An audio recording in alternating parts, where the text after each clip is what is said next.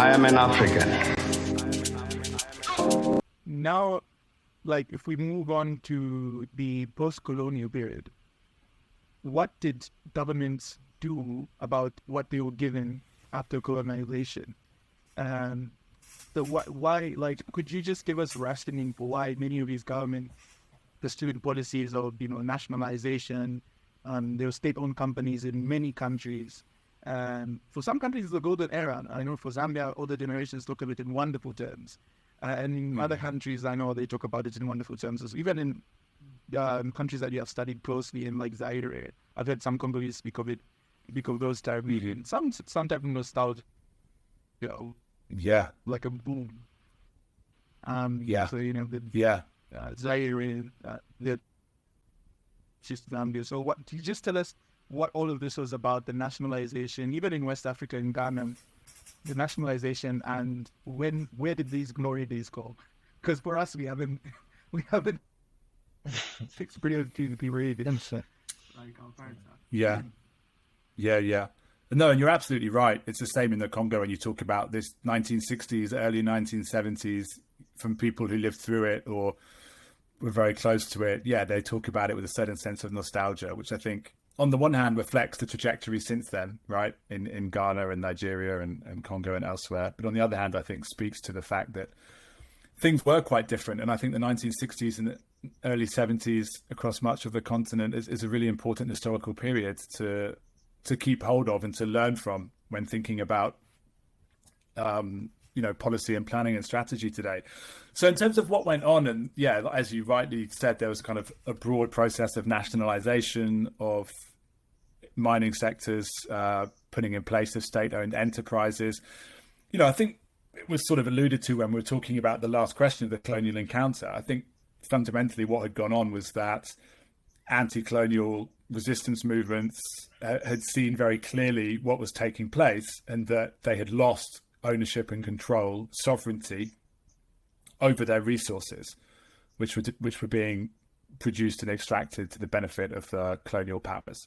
And so I think that was largely why the state was such a target of these anti-colonial movements, and they wanted to essentially overthrow and capture and gain control of the state apparatus and try and shift the logic within which their economies had been set up, right? To shift the logic away from kind of serving external needs and interests and towards trying to serve internal demand, internal needs and internal interests. And I think the governments of that era saw regaining control over how these resources were being produced and distributed, and to whose benefit as a fundamental part of that process.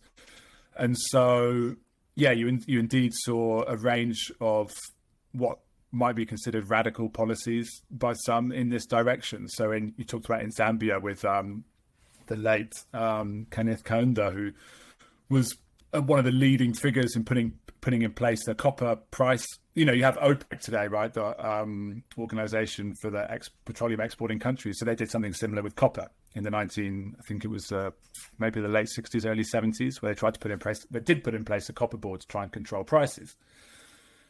I think Nyerere in Tanzania put a ban on extractives, a similar way that you have in El Salvador in Latin America. There is a ban on, I think it's metal extraction. So Nyerere said, until we develop in Tanzania the productive capacities and capabilities and the productive forces at a level where we can begin to benefit from this, we're going to put a ban on who can be exporting these minerals. So you had a whole range of, and then introduction of state-owned enterprises. And it was indeed a relatively brief, but I would also agree with, I think, your assessment that it was there was a lot was gained in a relatively short period of time. I think it was when you look closely in different country case studies and stories, that kind of 10-15 year period of the 1960s, early 1970s, huge gains in kind of social and economic development in a relatively, as I say, brief period of time were achieved, not only because of the nationalization of mining sectors. This was a more broader kind of political philosophy taking place across finance, but other sectors of the economy. I think in Congo, something like 40% of the economy was under national public ownership by a certain point. So it was a kind of broader strategic objective, and you indeed saw some pretty rapid progress in kind of a 10-15 year period. But then, as you say, quickly came undone. And you might want to, we can talk about that more if you'd like, in terms of, well, why did it come undone and what happened? But I think that was the broad kind of spirit of the time. Yeah, I think I think you've sort of, like, in the conversation, you're sort of touched into, like, your the way your article is sort of written as well. So I just wanted to, like, sort of I think, because Zengi is also somebody who's researched most of these things, like, I think, quite in depth, but I think maybe I'm the dummy in this conversation for now. So just to kind of get, like, I think the way that the article is written. So in the beginning, you mentioned that you have to blame the African state. And I think you kind of touched on this when you said that a lot of emphasis has been placed on the corruption, which is true. But you also talk about these external. Why is that the first step, and how exactly, maybe using some of the examples that we used, how does that work exactly?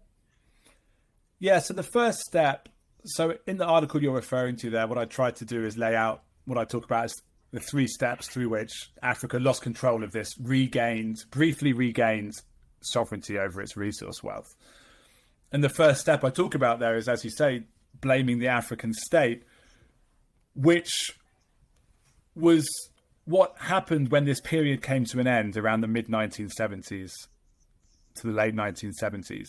What you saw in many of these countries that had been going through quite rapid progress of social and economic change and development is that all came undone pretty quickly from the mid-1970s onwards.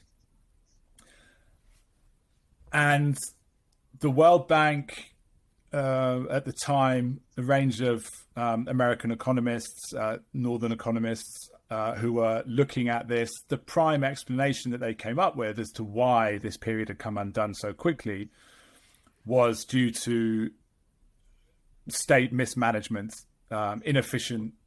state inefficiencies, let's say, and mismanagement. So, bloated state bureaucracies, too much state intervention, too much price distortion. And this was the understanding. So it was basically saying that the African state is too heavily engaged and involved in the national economy. And that is why we're now seeing this period of stagnation and decline in many African countries. But of course, I think the problem with that, or at least what I would argue and what I and many others would see as a problem with that understanding, is that, and there's this great book by, which is, I'd recommend to anyone, which I happen to just have here actually, by the late Malawian Thandika Mkandawiri and Charles Saludu, which is Our Continent, Our Future, African Perspectives on Structural Adjustment. They write out very clearly that this understanding of blaming the African state was too narrowly focused on internal dynamics, and it completely ignored the external context. And what you had in terms of the external context in the 1970s, I think just very briefly, the most important things that took place that come to mind were you had a huge drop you had in commodity prices and demand, because you had a long period of stagnation and inflation in the global north. So demand for commodities went down dramatically, prices crashed, and there was a huge increase in the cost of oil. So for a country like the Democratic Republic of Congo, the copper price crashed by, I think, went down by, I don't know, 50, halves or in about 6-month periods. And the cost of oil imports quadrupled over a 4-year period. So, if 95% of your export revenue is dependent upon a few minerals, and the price of those minerals crash, and you're importing 4 times more to meet your fuel needs than you were paying before, I don't care if you're the cleanest government in the world, good luck managing that and coming out of that successfully and smoothly. And so the issue was that these kind of dynamics and constraints weren't given due consideration. I mean, and it was all about the African state. And so that was then that was the first stage in this process of losing control, is the problem was seen to be the African state and the way in which it was mismanaging the economy. And then the objective came to be to take the state out of the picture, essentially, and privatize the sector. Brought in the structural adjustment program, which leads us to the second stage of liberalize and privatize. I think what Zengi was actually previously talking about. I think I might have looked at, like, touched on this basically when I was looking into, the history of maize in Zambia.